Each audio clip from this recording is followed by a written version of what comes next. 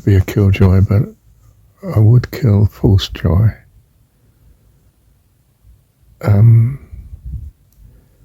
The hardest lesson, I think, of being in this world might well be that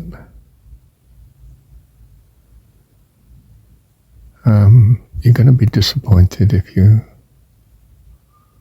love with all your heart anything but God.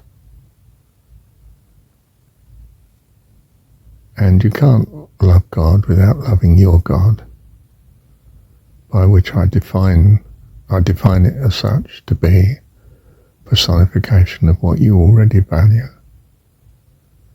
I mean, as clear as you can be on such anyway.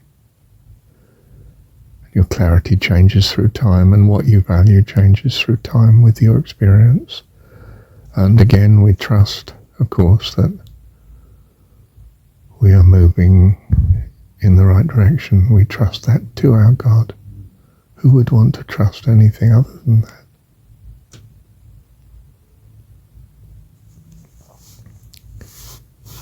But people seem to.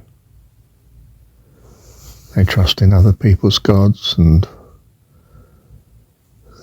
the God of their society as they understand it, and their religion prevalent in that society, and their parents' views, and so on and so forth. But love is a window, even a porthole to eternal loving of God. But it's not the end in itself. The end in itself, the goal, is indeed life eternal, which is to know God. And according to the story, to know him in the sense of being our loving heavenly dad. For we're not going to have a full comprehension of him in this limited universal state that we're in here. He's much bigger than that. And as I say, possibly we're talking about dimensions other than the ones we're used to. We're children. And if you love other children, well, you're going to be disappointed because they're not mature yet, and they'll make as big a mistakes as you, at least, more or less, you know?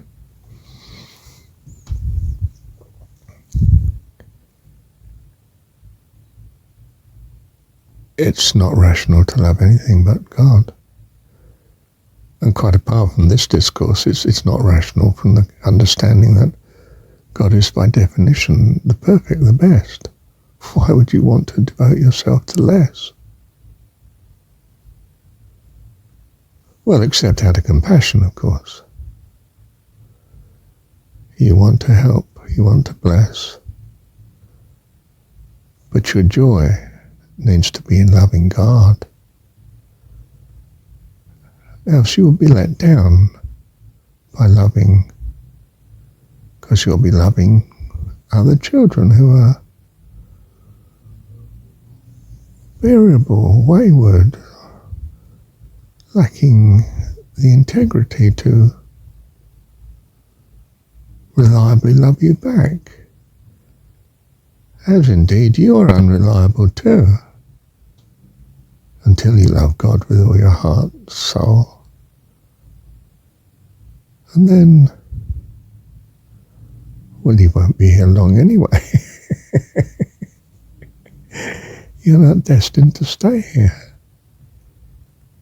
We are all destined for heaven. None of us are here long. Even in this particular earthly life that we have, it's a very short period of time compared to some notion of eternity, isn't it?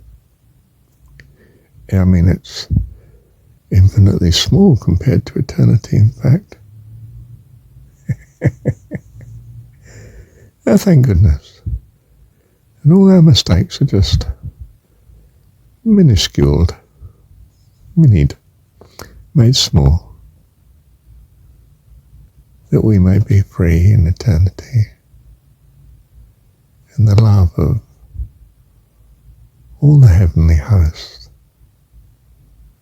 including our Heavenly Dad, of course. Bless you.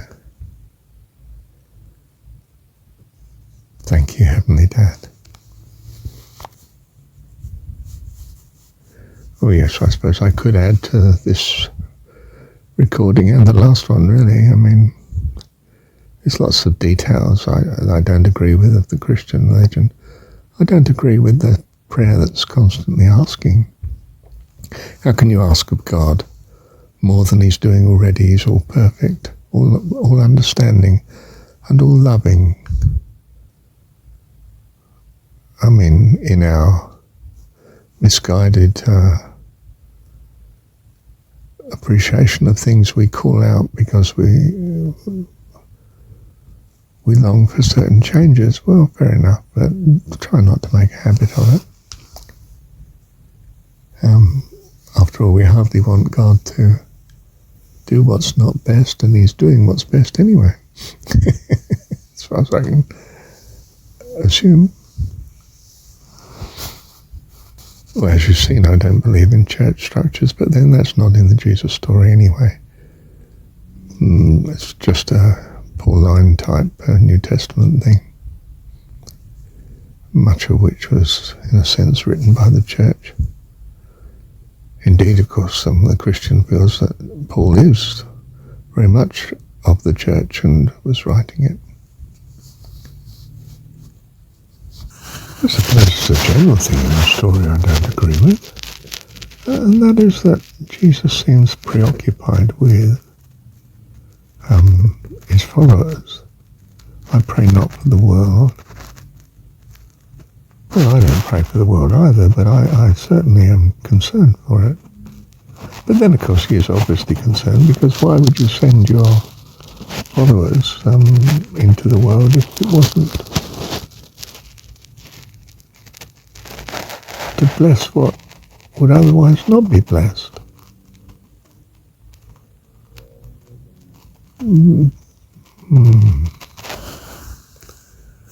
Not sure as that argument's couched in quite the right understanding, but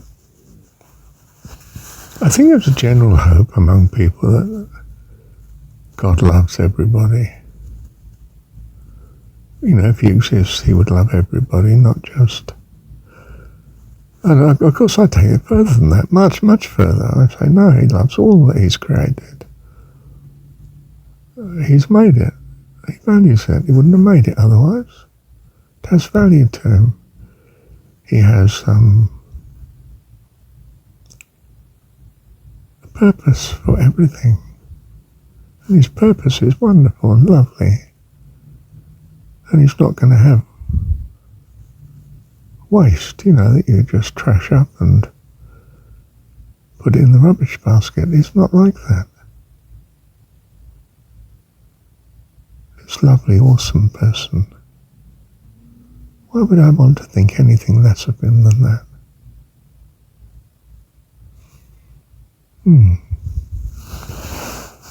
So there are things like that I don't agree with. Whether they're of Christian origin or whether they are, in some sense, of the original story origin, whatever that may have been. And we're not sure, thank goodness. Thank you, Heavenly Dad. Oh, to go back to the beginning of this recording, don't miss the main point, which is we are holy. It's devoted to him. It's what holiness is. Set aside to love him. And all that he loves, yes. Yeah, make of that what you understand with him. Bless you. Thank you, Heavenly Dad.